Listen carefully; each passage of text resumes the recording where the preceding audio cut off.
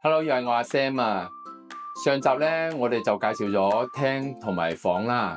今集咧，我哋就介紹下廚房會點做啦。半開放式嘅廚房，廳嘅地台磚追入嚟，門口做咗白色嘅鋁合金平口框，原裝嘅白色瓦仔保留，煮食爐啦，抽油煙機啦，星盤啦，工作台，仲有洗衣機喎。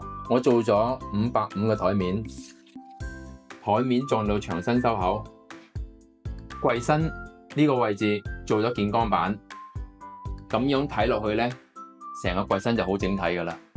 點解呢度咧我哋做斜角而唔做直角咧？如果做直角嘅時候咧，個人企喺呢度咧，呢度有個角就會唔舒服噶啦。同埋咧個星盤咧冇咁大個啊，而做咗斜角之後咧，啱啱好係企咗一個人喺度喺度洗嘢啦。同時咧，以前我哋用嘅星盤多數都係正方形啦，或者係長方形啦，擺喺呢個死角位嗰度咧，個盤會變到好細個嘅。